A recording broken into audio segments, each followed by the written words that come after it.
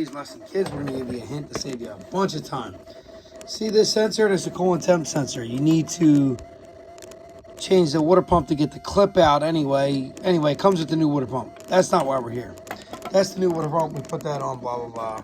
Oh, yeah, there's the belt. Make sure you change that also.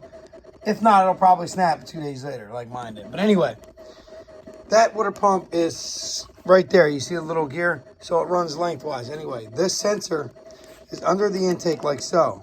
But what I want to show you is that, oh yeah, that clip's bad. But look at that. That is the same exact plug.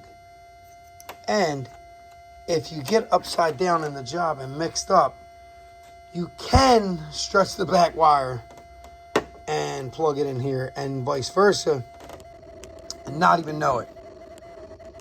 Not even know it. Like I said, the only thing you're going to do is you're going to stretch the wire a little. You know, it's a little tight, but it does fit. Why I'm telling you this? Because if you start the Volkswagen up after you do a water pump and you're driving this puppy around and the temperature gauge doesn't move and then the thing starts cutting out on you because you got them two plugs mixed up. Like, subscribe for more handy, helpful hints. Don't be a JA like me. Put a new belt on and make sure you get the sensor in the right spot. 2010 Volkswagen 2.0 Turbo. Don't do's.